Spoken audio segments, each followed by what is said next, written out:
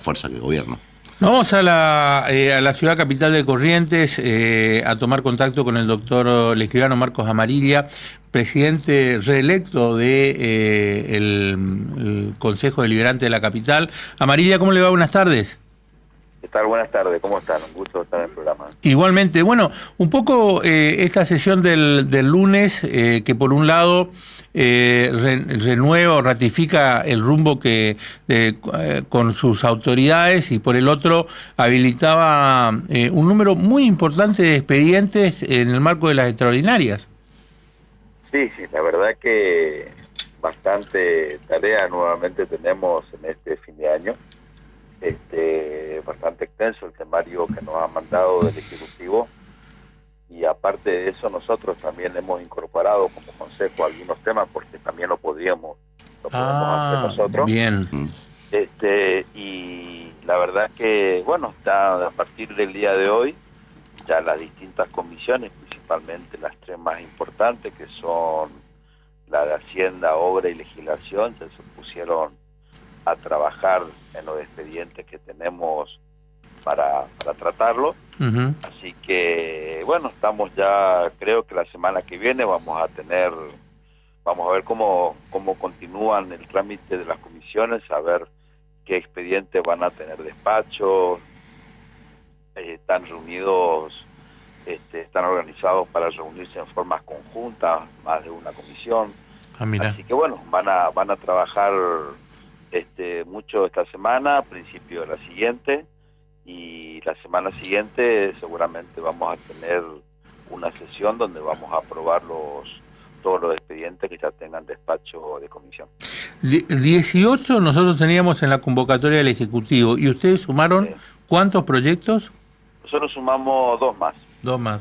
¿Se puede conocer de esos dos? Sí, uno es respecto a la libreta sanitaria, y otro una rendición de fondo que tenemos del mes de octubre. Y bueno, y después no fueron esos dos claro. clientes que tenemos. La ciudad de Corrientes creció. Buenas tardes, Amarilla. Julián lo saluda en esta oportunidad, y lo consulto por un tema que veo mucho cuando transito capital. Yo no salgo tanto como Miguel de la ciudad, pero en general transito mucho los barrios y veo que creció, y mucho. ¿Se requiere nueva legislación, nueva ordenanza para coordinar esos nuevos espacios que tiene la ciudad? Sí, la verdad que la ciudad viene desarrollándose muy rápidamente, y hemos visto que la ciudad tiene dos sectores para donde crecer. Uno es para el sur, lo que es todo el desarrollo Santa Catalina, y el otro es para el este, que sería por la Ruta 5, después de Laguna Brava. Claro. Los distintos desarrollos inmobiliarios que hay. Respecto, justamente, unos 7, 8 expedientes son precisamente para atender la cuestión del desarrollo urbanístico de todo lo que es el complejo Santa Catalina, porque a todo ese hay que programar y prever ese crecimiento urbanístico, los loteos, de cuánto van a ser los lotes, de cuánto va a medir una calle, cuánto va a medir una avenida, cuánto va a venir la avenida principal, porque también de eso se trata, cuánto van a medir de altura los edificios, qué tipo de infraestructura van a tener. También ahí, todo en Santa Catalina, recordemos que hay toda una reserva ecológica municipal, está la traza del segundo puente, hay una planta de la elevación de líquidos cloacales en construcción, el parque industrial, tendido de alta tensión. Todo el uso de esos espacios. Claro. Toda esa complejidad de desarrollo, las viviendas que estuvieron del Procrear, las viviendas que está desarrollando la provincia con Invico, todo eso hay que planificarlo, hay que organizarlo, hay que recategorizarlo, y hay que desarrollarlo. Y esa es la normativa que nos está pidiendo el Ejecutivo para seguir avanzando en toda esa zona, que realmente es muchísimo. Uno va hoy, por ejemplo, y ve en gran parte ese sector campo. Pero bueno, a ese campo hay que programarlo y hay que visualizar. Totalmente, como para que no... A 10, 15 o 20 años, y hay que preverla, ¿no? Totalmente, nosotros ayer... En eso se tratan los expedientes que nos han mandado el Ejecutivo de todo el desarrollo de Santa Catarina. Tal es así que al ser tantos expedientes y de tantas zonas que hay que codificarlas, es que hemos tenido ya una reunión con la gente encargada del Fideicomiso Santa Catalina, con todos los concejales del oficialismo y la oposición. Hemos tenido una reunión en el recinto ya informándonos de qué se trata, diríamos así, de los expedientes previo al estudio que corresponden a las comisiones. Es muy interesante cómo se desarrolla y de manera muy planificada Santa Catalina. Cuando uno transita las calles ve que está todo muy urbanizado, aunque a veces no está tan poblado. Es muy interesante porque es la planificación a largo plazo. Fíjese que, por ejemplo, las calles no van a tener menos de 15 metros de ancho.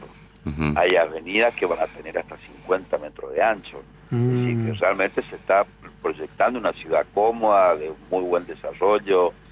Los lotes tienen cierta medida, de no menos de 15 por 30.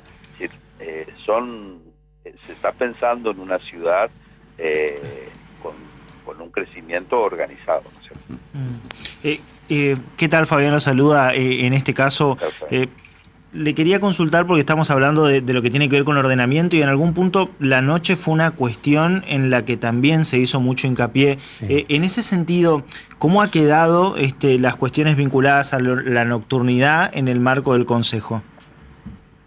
Bueno, nos hemos empantanado un poco. Debo reconocer que nos hemos empantanado un poco porque el proyecto del Código de Nocturnidad vino con muchas normativas que se contrapone con las normativas ya vigentes del municipio.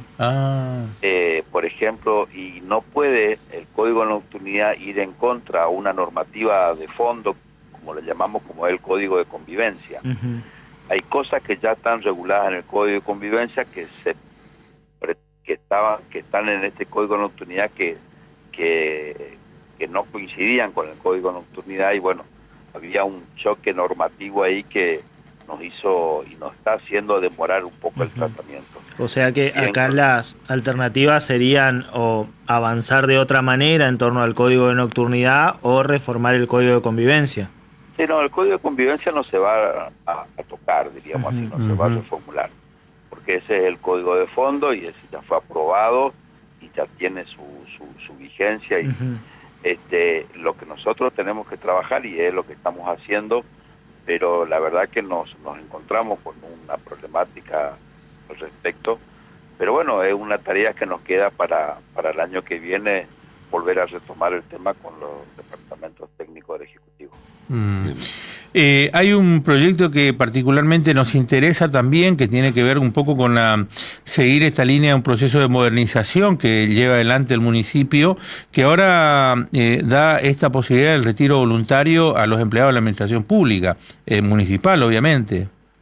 Sí, la verdad que es un proyecto muy interesante, porque el personal municipal es un personal tiene sus características propias, que lamentablemente se lo regulariza después de haber pasado 5 o 10 años de haber estado en una condición relativamente precaria, ya sea un changarín, un neike, una situación que es una beca, que no forma parte de la planta del personal, no tiene aportes, y después con el tiempo se lo regulariza, y hubo muchos años que no tuvieron aporte y que lo imposibilitan sumar aportes para jubilarse.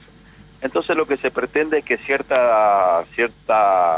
plantel del personal, cierta nómina personal que le esté faltando, unos que tiene la edad pero no tiene los años de aporte, o tiene los años de aporte pero le faltan la edad, que esté dentro de que le esté faltando más o menos unos 5 años para jubilarse, puedan acogerse a un retiro voluntario en el cual la municipalidad le va a abonar el valor neto del sueldo mensual por esos 5 años, por los años que le esté faltando, en un solo pago, cosa que le permitiría al empleado ser un emprendimiento familiar, tener una pyme, encabezar un desarrollo propio, y a su vez también le permitiría tener la opción de que en el mes de marzo, que vence la moratoria de ANSES para jubilarse, se puedan acoger al beneficio jubilatorio por ANSES.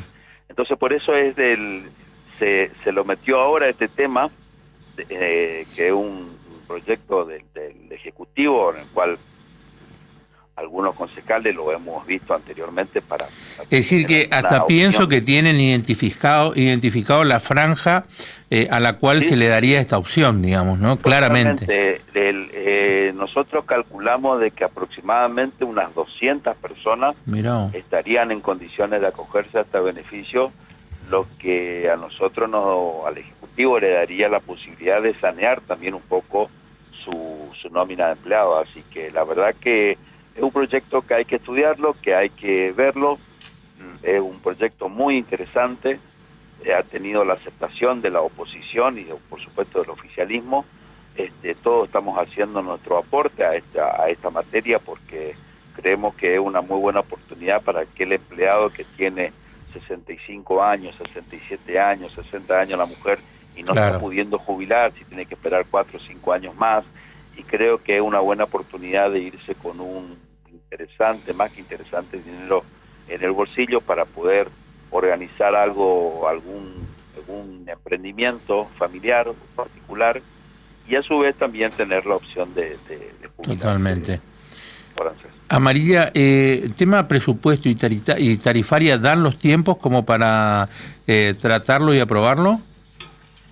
Sí, dan los tiempos porque ya tarifaria nosotros ya lo empezamos a tratar en sesiones ordinarias, ya tuvo su aprobación de primera lectura, ya tuvo su audiencia pública, así que ahora lo único que falta es limar algunas cuestiones de número y tener el despacho de comisiones, al igual que presupuesto y cuentas de inversión, que también ya hemos tenido una reunión previa con el secretario de Hacienda con respecto a estos 3 temas, y se han limado algunos números algunas objeciones que el Consejo tuvo al respecto, y que el secretario de Hacienda ha tomado nota y se comprometió en trasladar eso tanto a la cuenta de inversión como al presupuesto.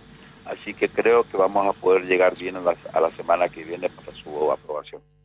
Yo lo último para cerrar, y porque es una fecha muy importante, y hace 41 años asumía Raúl Alfonsín, ¿qué se acuerda de ese momento, de allá del 83? Me acuerdo los festejos. ¿Ya militaba Amarilla en esa época? Yo no lo voté en el 83, no.